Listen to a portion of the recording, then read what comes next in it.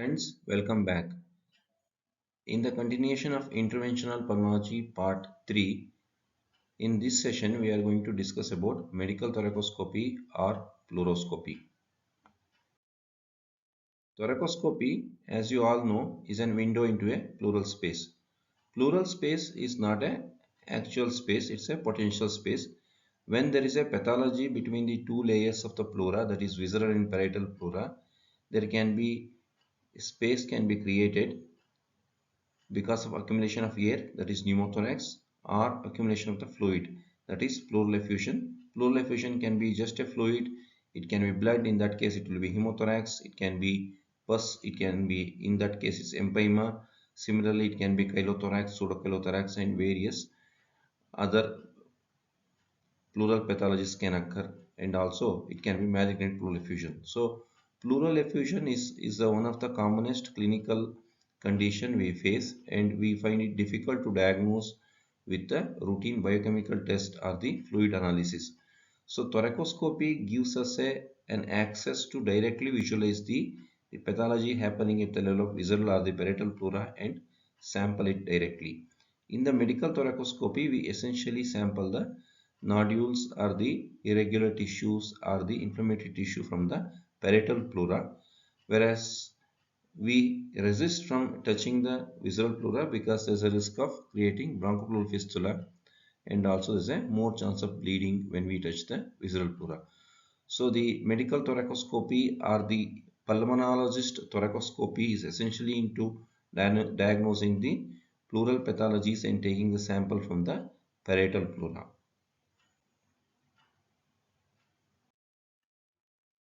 So definition: medical thoracoscopy or fluoroscopy is a minimally invasive procedure that allows access to pleural space using a combination of viewing and working instruments.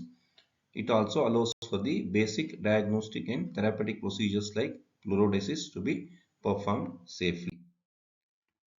The second most important endoscopic technique in respiratory medicine after bronchoscopy. It can be surgical thoracoscopy or VATS, usually done by surgeons in the OT under general anesthesia, or it can be with a selective intubation, or it can be a medical thoracoscopy essentially practiced by the pulmonologist in endoscopy suite under local anesthesia or conscious sedation. It is less invasive and less expensive. History of the thoracoscopy: the Hans Christian Jacobs, Sweden in 1910, cauterization of the adhesions between the parietal and visceral pleura was done by him, which prevented the complete collapse, and which is known as a collapse therapy for pulmonary TB. Lost in 1950 due to discovery of new antibiotics for tuberculosis. However, due to the resurgence of malignancy and various undiagnosed pleural effusion, it again caught an interest in 1990s, and now it is an integral part of the pulmonologist armamentarium, especially interventional pulmonology, and it's a very useful technique because where you can directly enter the pleura and see where exactly the pathology is there and sample it. So the diagnostic yield of fluoroscopy or thoracoscopy is quite high. We will see that. So before going into details, we need to differentiate between what is medical thoracoscopy or fluoroscopy and what is video assisted thoracoscopic surgery. In medical thoracoscopy, the purpose is diagnosis, and sometimes we also use it for fluorodesis. Whereas VATS is a minimally invasive thoracic surgery. Location for medical thoracoscopy is endoscopy suite or operating room, whereas VATS is always done in operating room.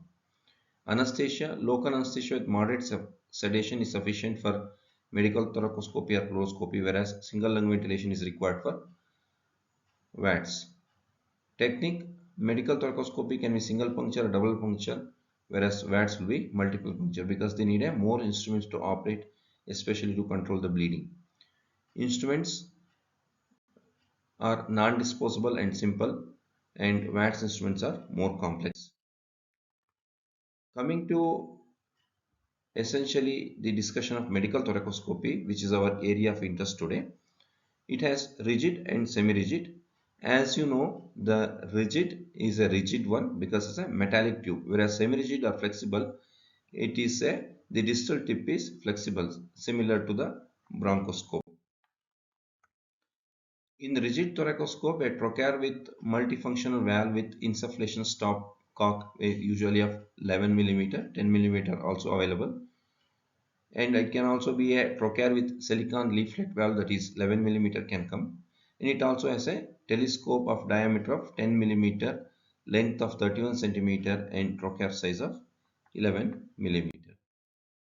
Again, this is a functioning the various parts of the rigid thoracoscope. It has a camera, there's a working channel, there's also a side suctioning. You can see these are the suctioning operators. In this, suction gets attached. In this, the light source get attached. So you can pass the instruments through this, and this is a eyepiece through which the camera is connected and the image is projected on the screen. This is a optical forceps which with a biopsy. So instruments are trocar, cannula with valve is required, and there is also a single incision thoracoscope, and biopsy forceps with a straight optics is the optical biopsy forceps is there, where the here you operate the instrument, the camera is attached here, and you can directly under the vision you can take a biopsy and come out.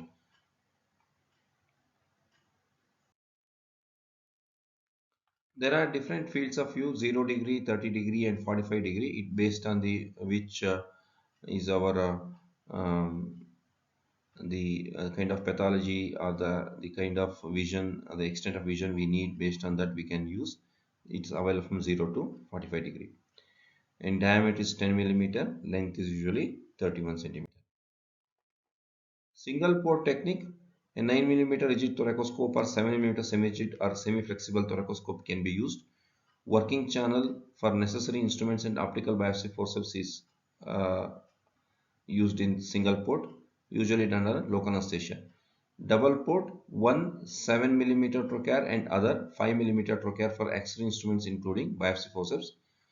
Conscious sedation or general anesthesia is required for double port. Coming to the advantages of rigid thoracoscope. Trocar with a multifunctional valve, you have a larger biopsy specimens because the biopsy forceps is quite bigger. You can take a biopsy from a dense lesions. Otherwise, in the flexible, you cannot negotiate through the dense lesions or dense additions. Rigid thoracoscope is more suitable for elaborate procedures when you expect a complex empyema in which where you have to navigate through the extensive adhesions, or when you want a lung biopsy or sympatheticolysis, etc. And it's less expensive because instrument is quite sturdy, maintenance is easy, it's more robust, and repair cost is also less. Whereas semi-rigid thoracoscope, the first look it looks like a regular bronchoscope. However, the only the distal part is flexible, whereas the proximal part is completely stiff. It is not as rigid as a metallic tube, but however, this is a rigid one. That part is unbendable. Only the distal tip is bendable. Outer diameter is 7 millimeter. Length is 27 centimeter. Shaft of 22 centimeter proximal rigid portion and a 5 centimeter flexible distal end. Handle is similar to standard flexible bronchoscope. The feel is easy because you get to feel like you're holding a bronchoscope, and also it's relatively sturdy compared to bronchoscope. Bronchoscope is completely moldable, whereas it is the distal only 5 centimeters is a flexible tip. So that helps you to navigate through the pleural spaces. Flexible tip, working channel of 2.8 millimeter. So that's a disadvantage here. The biopsy size will be much smaller than what you get in a rigid thoracoscope. So autoclaving is also available with this. This is a semi-rigid thoracoscope. This is a view, and this is a processor, light source, and the unit. The unit almost looks like a bronchoscope unit, but here the size of the thoracoscope is smaller and only the distal tip is flexible. You need to use a flexible trocar also, outer diameter of 10 millimeter, inner diameter of 8 millimeter. So we can use a spray catheter, especially useful for the talc fluorodesis. You can also use a coagulation electrode to control the bleeding. It also has an electrosurgical knife and heart biopsy forceps are available. That is organ plasma coagulation or electrocautery. Flexible advantages are look and feel of a flexible bronchoscope. So here the learning curve is quite quick here because uh,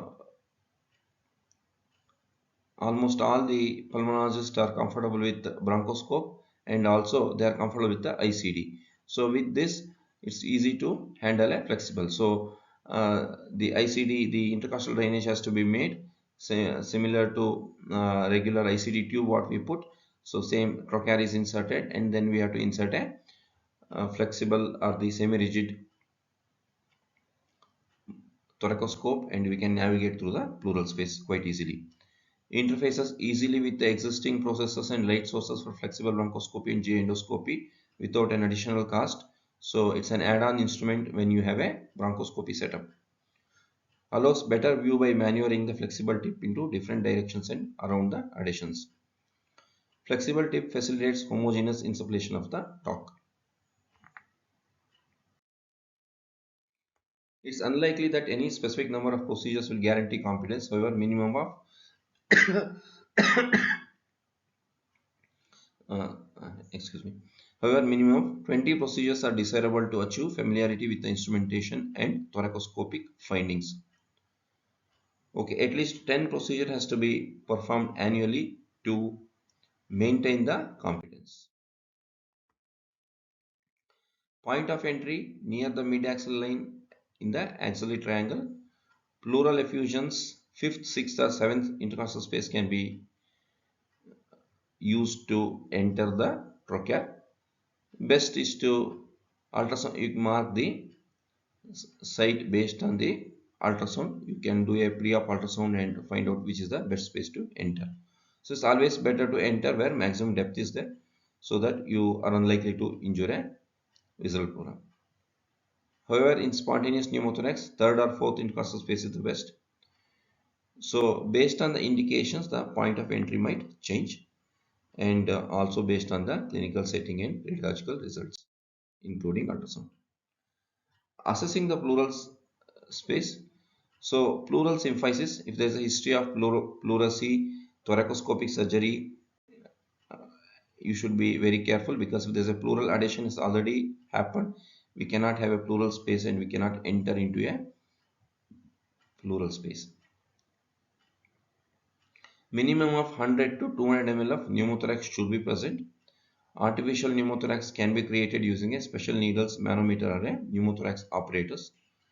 Whenever there is adhesions, blunt dissection technique can be performed. Finger can be applied. Dense adhesions can do a closed biopsy. So this is the pictographic representation of the process of thoracoscopy. After identifying a site where we have to enter into the pleural space, either by a radiologically or by clinically, always preferably radiologically, that is used based on the ultrasound. You have to clean the area and then give a local anesthesia. Then insert a needle into the pleural space. Look for a negative suctioning. In this case, there's a hemorrhagic fluid has been aspirated. Then with a surgical blade, make an incision of 10 millimeter. Then with a forceps with a blunt dissection, enter into the pleural space. Insert a trocar and then insert your rigid or flexible thoracoscope. So these are the appearances in the pleural space. There is a nodular growth in the parietal pleura. This is the rib. This is the space between the two ribs. And here you can see dense adhesions. This is the parietal pleura. This is a visceral pleura. This is a dense adhesions. The thick exodus material is smeared over the visceral pleura and the parietal pleura. Contraindications for medical thoracoscopy. Lack of pleural space could be due to empyema, maybe pleural thickening due to unknown cause, or suspected mesothelioma or a previous pleurodesis. Those are the absolute contraindications.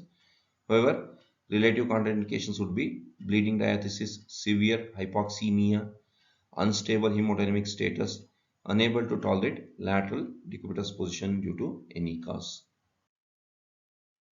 Complications are not unknown. Complications are there in any interventional procedure. So we should be very much aware of the complications so that we handle it complications at the right time and minimize the injury to the patient.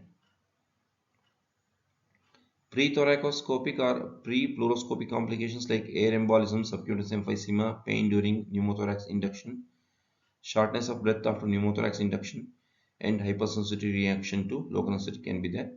Complications during thoracoscopy could be pain, hypoxemia, hypoventilation, cardiac arrhythmias, hypotension, hemorrhage, and injury to lung or other organs.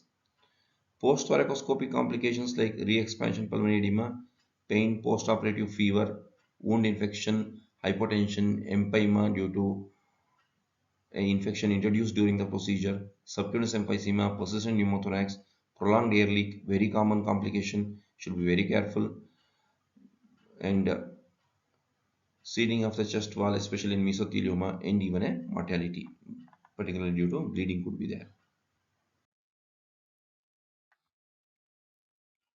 Thoracoscopy in pleural effusions helps in fast and definite biopsy, including TB culture and hormone receptor assay can be done. Biopsies not only from the chest wall, pleura, but also from diaphragm, lung, and mediastinum can be accessed. Staging in lung cancer and diffuse mesothelioma, exclusion of malignancy and tuberculosis with histological probability, gold standard for scientific studies. Treatment, complete and immediate fluid removal, evaluation of the loculations and release of the loculations, evaluation of the re-expansion potential of the lung can be done. Talc powderage for pleurodesis is very useful using a thoracoscopy. Early start to drug treatment, for example, TB can be done with the appearance itself, and in addition, better diagnosis staging can be done. According to BTS guidelines, that is British Thoracic Guidelines, it's as effective as video-assisted thoracoscopic surgery. Both VATS and medical thoracoscopy have diagnostic rates approximately 93%. Single procedure provides high diagnostic yield and effective therapeutic pleurodesis. Thank you very much. So we will meet in the next video on the interventional pulmonology part 3. Thank you.